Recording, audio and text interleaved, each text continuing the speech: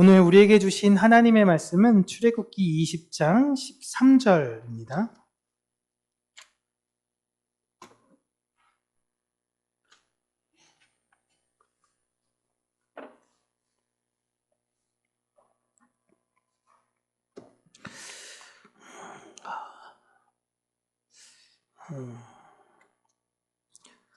한글로 번역된 성경 중에 가장 짧은 걸 구약으로 따지자면 오늘 말씀이고 신약으로 따지면 데살로니가전서 5장 16절 항상 기뻐하라. 그 두 개. 근데 요런 정도는 암송하실 수 있죠? 함께 읽도록 하겠습니다. 살인하지 말라. 아멘. 짧고 굵은. 오늘 설교 제목은 이라는 제목입니다. 10계명을 보통은 1계명과 4계명 이 사이의 내용을 하나님과 우리와의 관계, 그리고 5계명에서부터 10계명을 사람과 사람의 관계라고 가르쳤습니다. 그렇게 많이 배우셨을 거예요. 1에서부터 4계명은 하나님과 우리, 하나님 사랑, 5계명부터 10계명까지는 이웃 사랑, 이렇게 이야기를 들었는데 면밀히 이 내용을 잘 살펴보면 1에서 4계명이라기보다 1에서 5계명까지를 하나님과 우리의 그 아버지와 아들로서의 관계 설정을 이야기하고 있고요. 6계명에서부터 10계명까지는 그 아들들, 하나님으로부터 아들된 그 아들들이 이 땅에 무엇을 해야 하며 안식을 파괴하는 모습에 대해서 묘사하고 있어서 무엇을 하지 말아라 라는 것을 통해 반대로 우리는 이렇게 해야겠구나 라는 걸 다시 한번 생각해 봐야 되는 것이죠. 그래서 6계명에서부터 10계명까지의 모든 단어는 로로 시작을 합니다. 로 이렇게 다 시작을 하고 있어요. 이 로는 그냥 우리가 눈으로 봐도 하지 마라 라는 뜻입니다. 이 의미가 영어로 넘어가면서 뭐로 바뀌었을까요? no로 바뀐 거예요. no가 됐다라고 생각하시면 됩니다. 그런데 6계명에서부터 10계명까지는 다른 무엇을 하지 말라고만 해요. 살인하지 마, 간음하지 마, 도둑질하지 마, 이렇게 하지 말라고 했지 그 규정들, 살인에 대해서, 간음에 대해서 그 뒤에 규정은 율법 그 뒤에 알려주고 계십니다. 1에서부터 5계명까지는 얘기하고 설명했다면 6계명부터 10계명은 한참 뒤에 설명을 해주세요.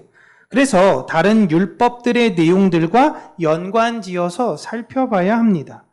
오늘은 첫 번째 로로서 아버지와 아들로서의 안식의 파괴의 첫 번째 내용인 살인에 관한 내용을 이야기하려고 합니다.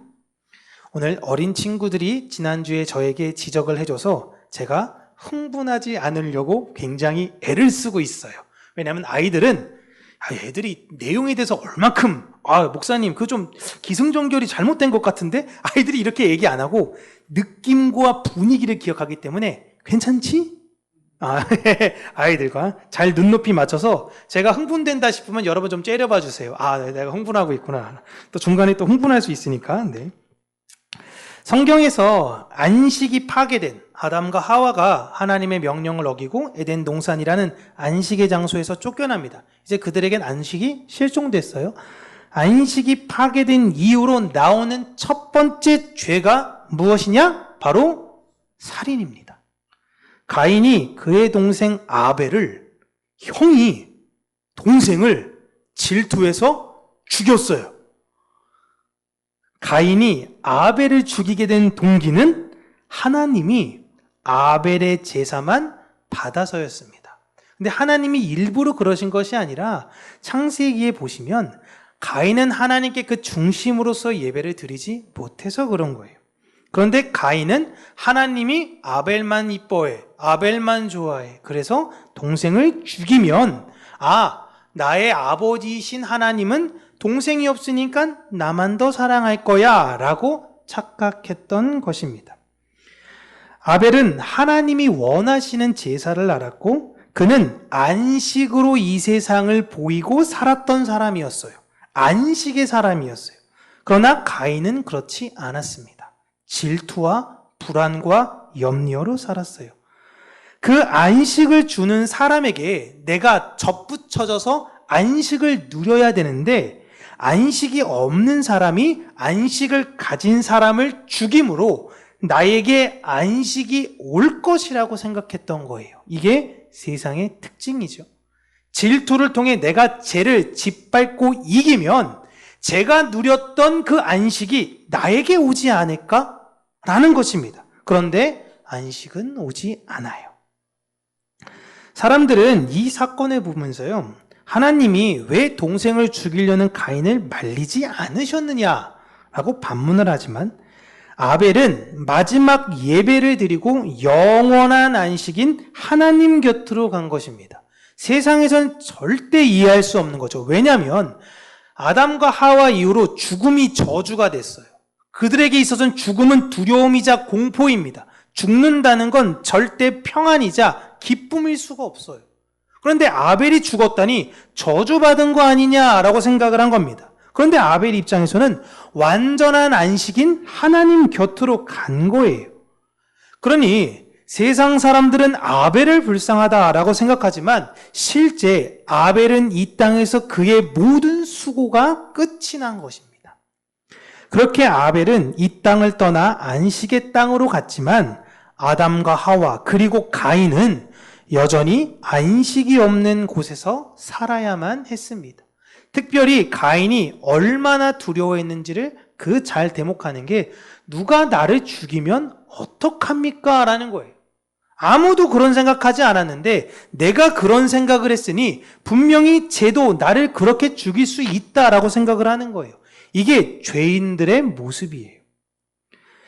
이 땅에서 가인은 평생을 안식을 잃어버리는 두려움 속에 살게 되는 것이고 그 가인의 후예들이 이 세상의 문명을 만드는 것이 창세기 서론에 나옵니다. 그러나 그들이 그 모든 문명을 만들면서 안식을 추구하려고 하지만 결과론적으로는 안식을 얻지 못하는 것이죠.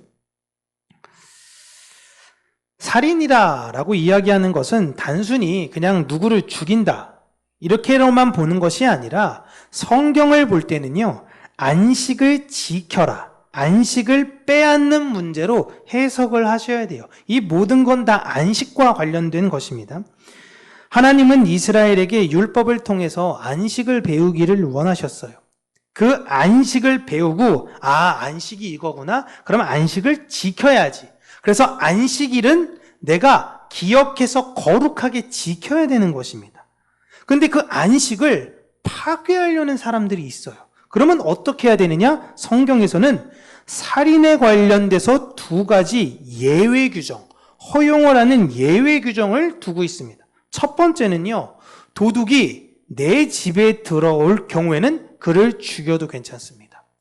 무언가를 뺐는데 도둑이 오는 목적은 사실상은 뭐 사람을 죽일 수도 있고 뭐 어쨌든 그런 일을 할 수도 있고 물건을 빼앗을 수도 있는데 이 도둑이 들어올 경우에 우리 집안의 안식을 지키기 위해 가장은 그 도둑과 맞서 싸워서 죽여도 괜찮아요. 두 번째로는 내 가족을 살해한 사람, 일부러 살해한 사람에겐 반드시 보복해야 되는 것입니다. 그런데 그 사람이 실수로 죽였어요. 이제 도끼질을 이렇게 하다가 도끼 이제 자루는 두고 도끼 날이 확 빠졌어요. 같이 옆에서 이렇게 나무질 하던 사람이 맞아서 죽었습니다. 그건 누가 봐도 실수잖아요? 그러면 어떻게 해야 되느냐? 도피성이라는 곳으로 도망쳐야 됐습니다. 그때 도피성 밖에 그 죽은 가족은 진치고 기다려야 돼요. 나오면 그냥 가만두지 않겠다라고. 그래서 그 사람은 그 도피성에서 계속 살았어야 됩니다. 언제까지요? 그렇죠. 대제사장이 죽는 날까지. 죽고 나서는 그의 죄가 용서되고 나올 수 있었습니다. 그러나 고의로 죽였어요. 고의를 죽이고 도피성으로 갔습니다. 그러면 도피성 가서 그 사람 거기서 죽여도 괜찮았어요. 그러니까 내 가족을 누가 죽였어. 그럼 가장의 책임은요. 그래, 어차피 죽은 사람은 다시 못 돌아오니까 용서해야지. 자, 난 당신을 용서합니다. 이렇게 못합니다. 율법에 의해서는요. 반드시 죽였어야 돼요. 이게 가장의 책무예요. 반드시 죽여야 되는 거예요. 지금 이스라엘이 여러분 전쟁을 이렇게 하는데요. 자신의 영토를 이렇게 자기네가 설정합니다. 자기네 영토를 이제 세계적으로 야 여기가 니네 땅이야 라고 하는데 아니야 거기 우리 땅 아니야. 우리 땅은 여기야. 근거가 뭐야? 창세기에 하나님이 아브라함에게 땅 이렇게 주시겠다고 했어. 이게 근거야. 여기부터 여기까지가 우리 땅이야 라고 이야기하는 거예요. 아닌데 우리 땅인데 해서 싸움이 됐잖아요. 왜 싸우게 되는 거예요? 우리 집에 지금 도둑이 들어온 거예요. 그러니까 어떻게 됩니까? 율법에 의해서 죽여야 돼요. 지금 싸워서 죽여야 되는 겁니다. 그리고 전쟁을 하다 보면요, 필연적으로 내 가족이 어떻게 될까요? 죽어요. 그럼 어떻게 해야 돼요? 죽여야 돼요. 죽여야 돼. 그러니까 지금 이스라엘의 전쟁은요, 그냥 감정적인 것이 아니라 율법 글자 그대로 충실하게 지키고 있는 것입니다. 그들은 율법을 이렇게 생각하고 있었어요. 그런데 예수님은 이 살인에 관한 율법을 어떻게 해석하셨는가라는 걸 우리는 다르게 보고 있죠. 마태복음 5장 21절 22절 함께 읽겠습니다. 옛 사람에게 말한 바 살인하지 말라.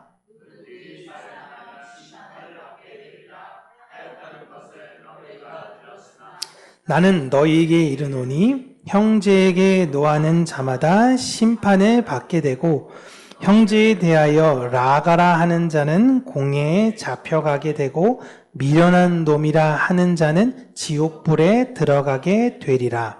아멘. 예수님의 이 말씀을 보면서도 유대인들이 율법을 글자 그대로 보는 것처럼 우리 또한 이걸 글자 그대로만 보시면 안 되는 거예요. 예수님은 살인의 개념을 물리적 생명을 빼앗는 것이 아니라 하나님께서 율법을 원래 주셨던 그 의도, 안식을 빼앗는 모든 행위로 범위를 넓히셨습니다. 그래서 형제에게 화내거나 라가는 바보죠. 바보라고 하거나 미련한 놈이라고 하면 하나님께 심판을 받을 것이다 라고 이야기하는데, 특별히 보시면 공회에 잡혀가고 지옥에 들어가는 것, 이건 여러분 율법을 심각하게 어겼던 행위예요. 그리고 이 심각하게 여긴 행위는 형제를 죽인 행위입니다. 형제를 죽인 행위보다 유대인에게서 더 큰 건 없어요. 엄청 심각한 죄예요. 그 어떤 죄보다 무거운데, 이 누구를 죽인 죄를 지금 어떤 것과 예수님이 매칭을 시키냐면 화를 내거나 바보라고 하거나 미련한 사람, 이런 사람들에게 너희들 살인자야 라고 적용시켜 버리신 것입니다.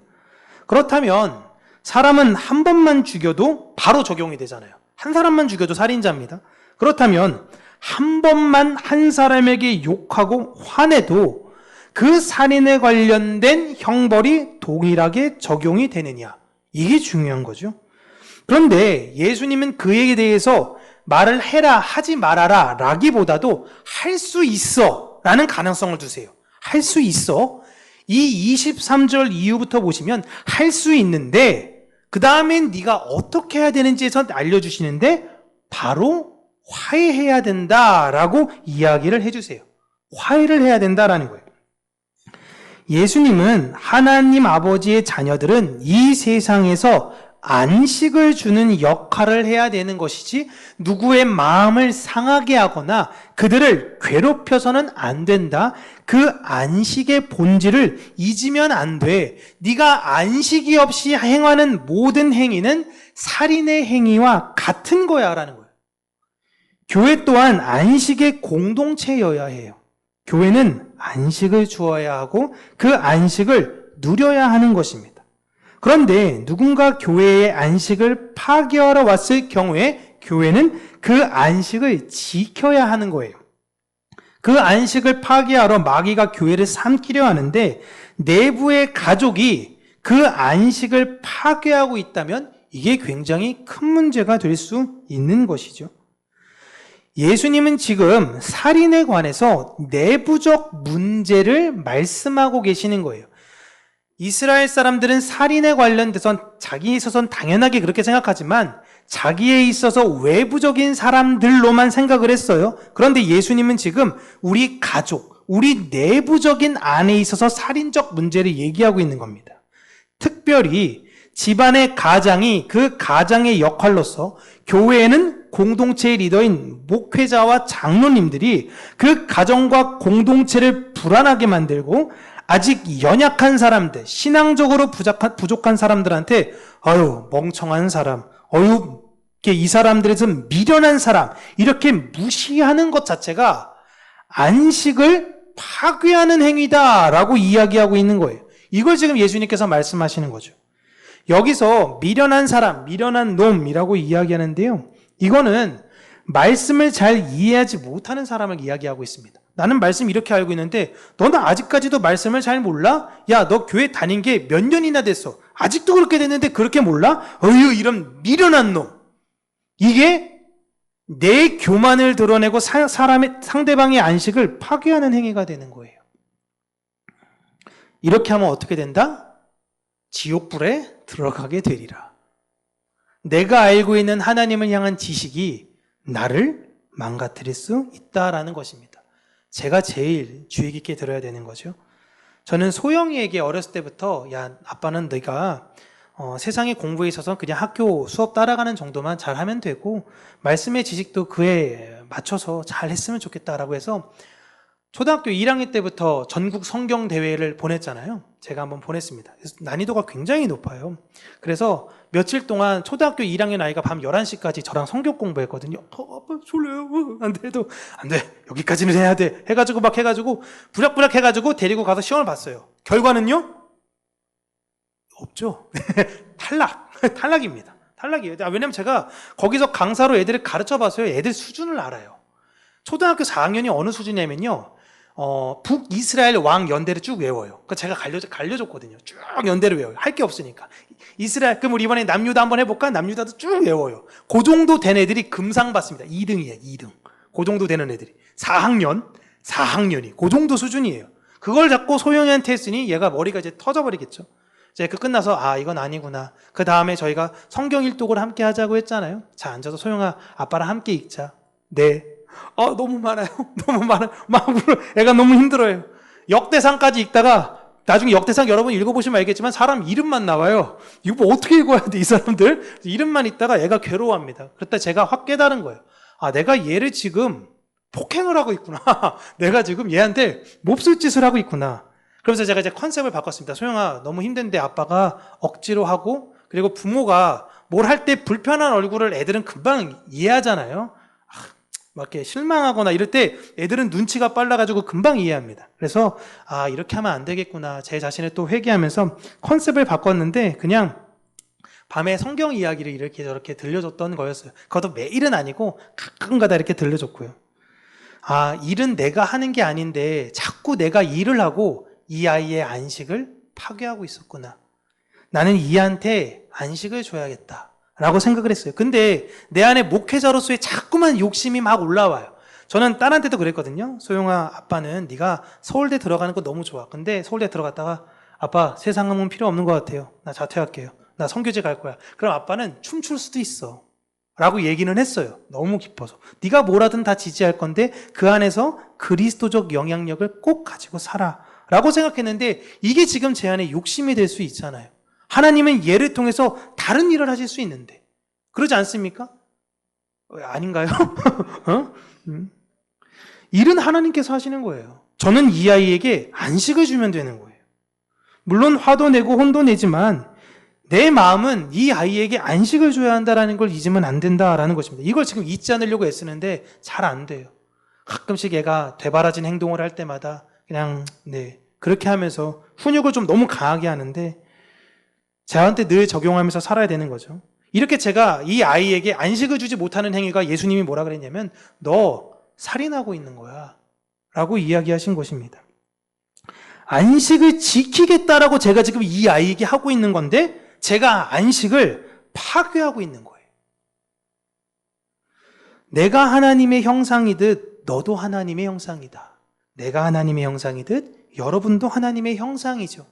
하나님께서 여러분에게 이루시고자 하는 그 기간이 있어요. 어떤 사람은 좀 빠를 수도 있고 어떤 사람은 좀 더딜 수도 있죠. 어떤 사람이 어떻게 모든 사람이 다 사도 바울처럼 살고 모든 사람이 어떻게 다 베드로처럼 살 수 있습니까? 다 그렇게 살 수 없죠. 다만 기다려주고 우리는 안식으로 그냥 살아가면 되는 거예요.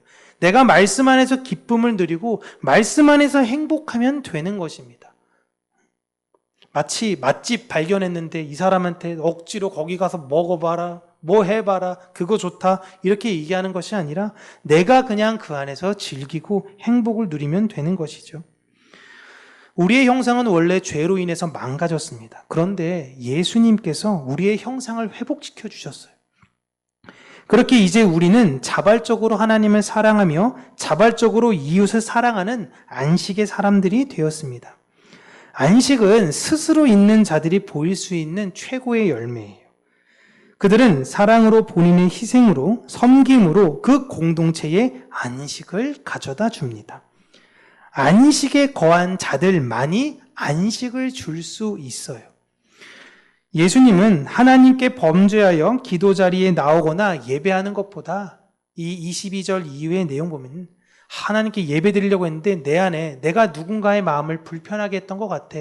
내가 갖고 있는 지식과 내가 갖고 있는 방법을 저 사람들에게 내가 갖고 있는 권위로 눌렀던 것 같아. 그러면 먼저 뭐 해라? 그 사람한테 가서 용서를 구해라 라고 하셨습니다. 그러지 않으면 네가 드리는 예배 안 받을 거야 라고 말씀하셨어요.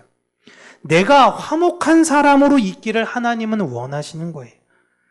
내가 화목한 가운데에 하나님께 나아서 화목한 제사를 드리기를 하나님은 원하시는 것입니다. 우리가 하나님께 나아가는 것은 그 안식을 누리기 위해서 나아가는 것이죠. 그리고 우리가 이 세상을 사는 이유도 그 안식을 전하기 위해서 사는 것입니다.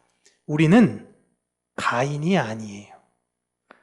성령 하나님께서 우리 안에 계시다면 우리 안에 이웃과 화목하기를 바라시는 그 마음을 주실 것입니다. 가인은 평생에 안식을 잃어버리고 불안 가운데 살게 되었습니다. 그러자 가인이 가장 먼저 한 건 무엇이냐면 자기의 성을 쌓는 거예요. 누군가 나를 죽일지도 몰라. 내가 더 많은 걸 쌓아야 돼. 내가 더 높은 곳으로 올라가야 돼. 더 많은 스펙, 더 많은 노력, 더 많은 애씀, 그걸 통해 내 안식을 누릴 수 있을 거라고 생각을 했어요. 그런데 성경은 절대 그렇게 안식을 누릴 수 없다라고 이야기합니다. 그리고 가인은 한 번쯤은 후회하지 않겠어요? 물론 제가 요즘 밀양 그 가해자들 사건 보면서 야 사람 진짜 잘 안 변한다라는 걸 느끼긴 하지만 한 번쯤은 동생 생각하지 않겠어요? 그래도 동생과의 추억이 있을 텐데. 근데 이제 화해할 수도 없습니다. 동생이 죽었잖아요. 내가 죽였죠. 이 세상은 그렇게 점점 자신의 안식을 잃어갑니다. 여러분 지금 더 많은 우리나라에서 보시면 알죠? 많은 사람들이 이전과는 비교할 수 없을 정도로 많은 지식과 풍요로움을 갖고 있습니다. 근데 지금 2024년 내년 앞으로의 대한민국이 더 평안과 안식이 있을 거라고 여러분 생각되십니까? 분명히 많은 게 발달됐고요. 더 많은 것들이 좋아졌다라고 이야기를 해요. 어르신들이 맨날 이야기하죠. 진짜 맨날 꼰대 같다라고 이야기하는데 야, 나 때는 먹을 게 없어서 요즘은 이런 말씀 잘 안 하시지만 애들 보면서 나 때는 먹을 게 없어서 얘기하잖아요. 근데 요즘 애들은 전혀 다른 그런 불안 가운데 살지 않습니까? 이런 세상 속에 교회의 역할이 무엇일까요? 안식을 전하는 거예요. 안식을. 참된 평안인 예수 그리스도에게로 나아가십시오. 그리고 교회가 그 모습으로 살아야 되는 거예요.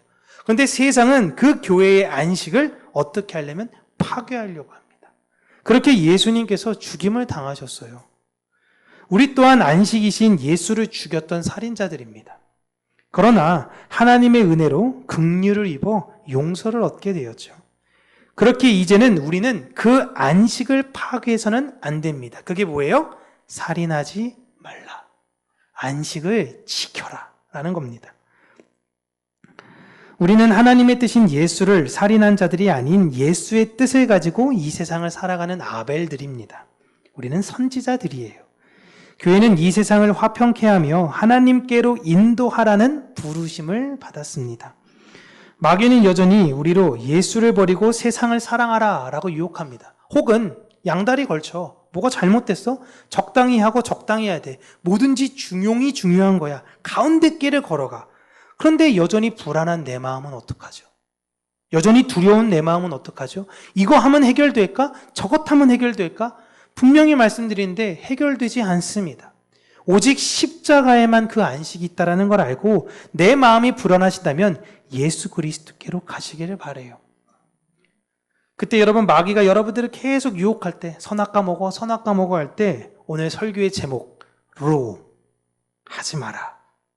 나는 더 이상 예수를 죽이지 않겠다 라고 믿음의 선언을 하시며 도리어 내게 주신 그 십자가를 지고 예수 그리스도를 쫓아 그의 길을 믿음으로 함께 걸어가는 저와 여러분들 되시길 주님의 이름으로 축복합니다. 기도하겠습니다. 살아계신 하나님 아버지, 우리가 이 세상에 화목한 사람으로 살게 하시고 안식을 주는 자로 살게 하여 주시기를 원합니다. 그러나 내 안에 죄된 마음이 자꾸만 나의 방법과 나의 생각을 누군가에게 힘으로 강요할 때가 있을 때에 하나님, 내가 이 세상에 살인자로 온 것이 아니라 안식을 주러 왔다. 그 안식을 주는 사람이라는 것을 잊지 않게 하여 주시고 내 안에 하나님의 형상을 온전히 회복함으로 말미암아 다른 이 안에 있는 하나님의 형상을 회복하고 그렇게 아름다운 하나님의 나라를 확장해 가는 자들로 우리를 세워주시기를 간절히 간구하고 소원합니다. 하나님의 그 안식을 누리며 그 안식 가운데 거하는 자들이 되기를 원하고 이 세상의 거짓에 속아 이 세상의 허탄한 끝없는 그 갈증 가운데 빠져든 것이 아니라 하나님을 누리고 하나님의 은혜를 알므로 말미암아 참된 평안과 자족과 안식을 누리고 살아가는 평강교회 모든 성도님들이 되게 하여 주시옵소서. 우리를 그렇게 이루시며 만드실 것을 신뢰하고 살아계신 예수님 이름으로 기도합니다. 아멘.